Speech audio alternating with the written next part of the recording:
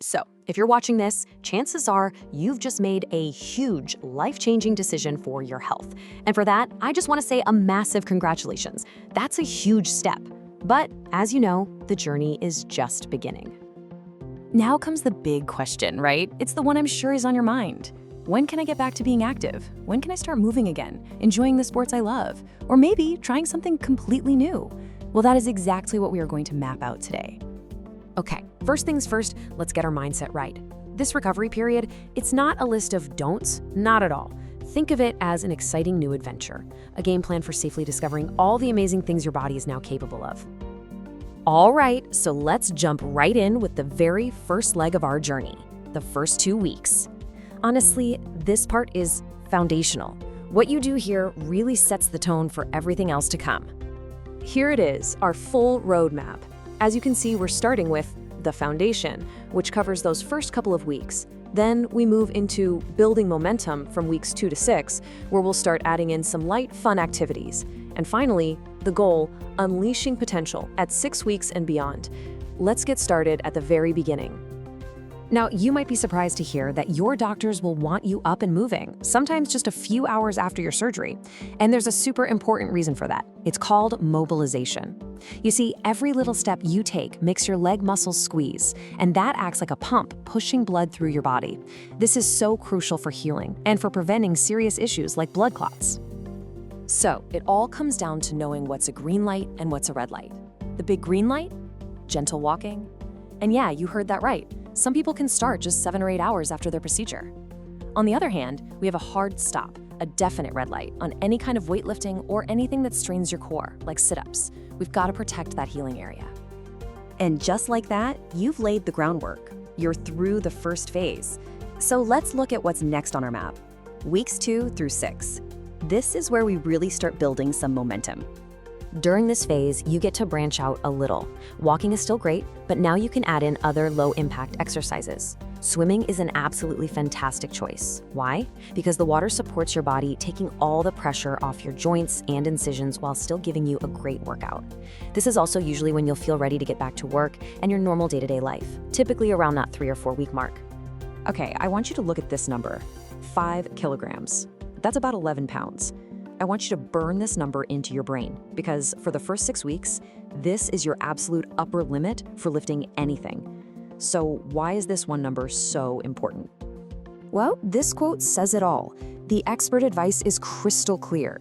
Pushing past that 5 kilo limit puts way too much stress on your healing abdominal wall, and that can cause a hernia.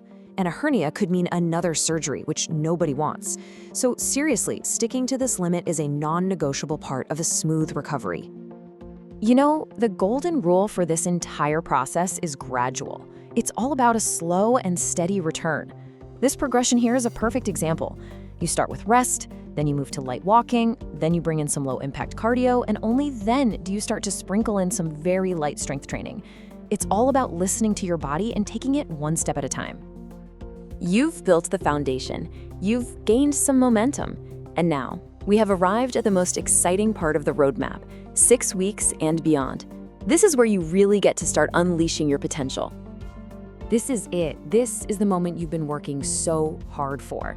Once your surgeon gives you the all clear, usually right around that 6-week mark, the major restrictions are lifted. You can finally get back to the sports you've missed. And you know what's even cooler? You might discover brand new activities you never even dreamed you could do. So, what should you aim for? Well, a really solid starting point is 150 minutes of moderate activity a week. What's moderate? Think of a brisk walk, one where you could still chat with a friend. Then, as you feel stronger, the long-term goal is to work your way up to 250 minutes or more each week. That's the sweet spot for really maintaining your incredible results. And this is why it all matters. This journey, it's not just about a number on a scale, right? It's about getting your life back. It's about having the energy to chase your kids around, about tying your shoes without a second thought. It's about freedom. Okay, so all this exercise is fantastic, but it's only one piece of the puzzle. To actually power these new workouts and to make sure your success lasts, you have to give your body the right fuel. So let's talk about the other things that will support this new active you. As you can see here, long-term success is a whole body effort. Exercise is crucial, but it works together with getting enough protein, staying hydrated, taking your vitamins, and yes, getting enough sleep. You can't neglect any one of these pieces. Let's zero in on protein for a second. As you get more active, hitting your protein goal, which is usually somewhere between 60 and 80 grams a day, is absolutely vital. It helps you hold on to your muscle while you're losing fat, and it's also a key building block for healthy skin, which is something a lot of people are thinking about. Dehydration is, believe it or not, one of the top reasons people end up back in the hospital after surgery. Your goal should be at least 2 liters of fluid a day. So how do you know if you're getting enough? This little chart is your best friend. The simplest check, the color of your urine. You're looking for a light pale color. And definitely keep an eye out for warning signs like headaches or feeling tired. And as we wrap things up, I really want you to take this piece of advice to heart. The real secret to making fitness a permanent part of your new life, it isn't about forcing yourself to go to the gym if you hate it. It's about finding movement that you actually enjoy. That's what makes this change stick for good. So there you have it, the roadmap for your physical return to fitness. But this incredible transformation goes so much deeper than just the physical, doesn't it? Which leads us to one final really important question. As your body is changing in all these amazing ways, what are you doing to support your mindset and your mental health through it all?